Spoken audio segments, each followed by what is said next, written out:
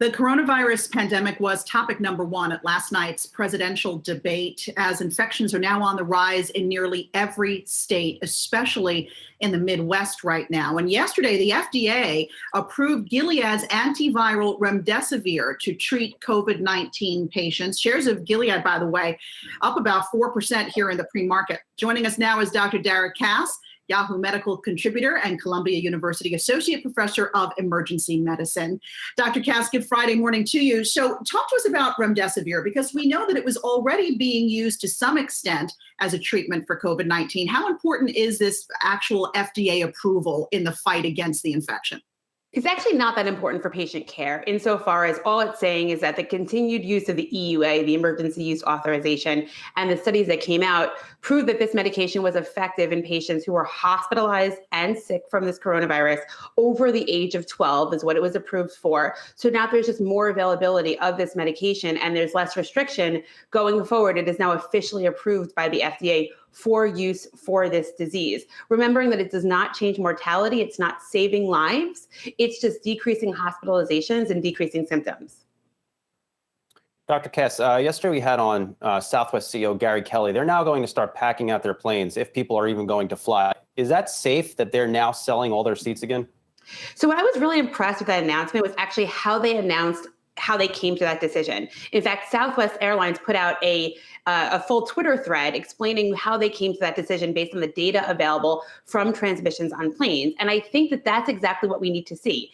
If a company is going to make a decision that seems counterintuitive, as long as they explain the science behind their decision and not just that it was a let's see what happens decision, I think that's okay. And I think it can be considered as safe as keeping that middle seat open. So I actually think they did a good job with that. You know, during the debate last night, a lot of it was about the coronavirus and how the Trump administration has been handling, how a Biden administration would be handling it. And President Trump, again, talked about having a vaccine sooner rather than later, saying we could have something, we will have something by the end of the year. And he called out a few companies, Johnson & Johnson, Moderna, and Pfizer. From what you're seeing and you're hearing in the medical community, how accurate is that?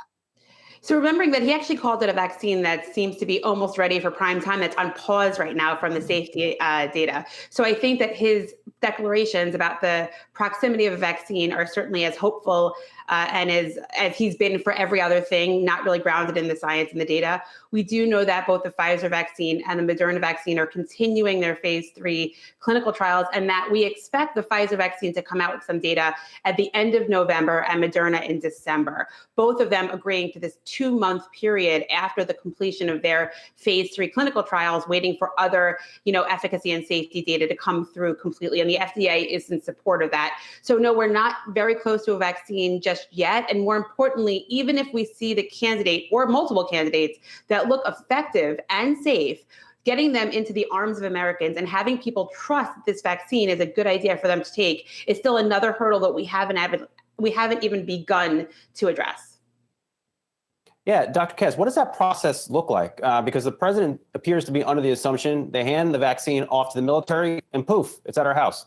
Right. So a lot of the assumptions the president makes about both the willingness of people to take the vaccine and the execution of how this vaccine is distributed, remembering that the Moderna vaccine, for example, is an mRNA vaccine that is contained at sub-zero temperatures. So we need to make sure that the vaccine candidate that comes forward will be able to be implemented and distributed widely. And there's a lot of steps in the middle of approving a vaccine and deciding it's safe and effective to getting into American arms. And unfortunately, that data usually has escaped the president when he declares that we're almost there for distribution. We keep talking about testing. Testing has become more robust in this country, but how important is it? How can we use it perhaps in ways we're not using it now, or more effectively, maybe I should say, in helping to get the economy and schools back up and running to as close to 100% as we can get? Because I've been reading that we may be wearing masks until at least 2022. And I think there's just a lot of fatigue already in this country about wearing masks. We hear something like that, I think it really makes people feel like they're behind the 8 ball.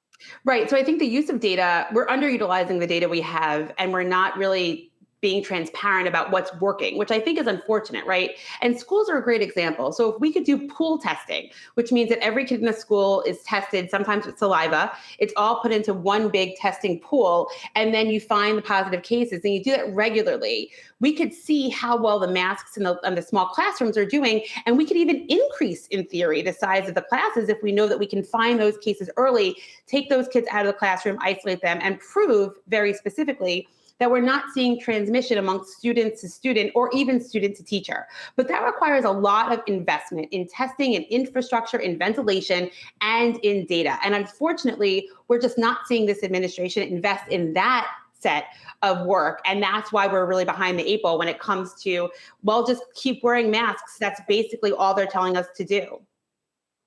All right, Dr. Dara Kass, thanks for putting it in perspective for us. See you next week. See you next week.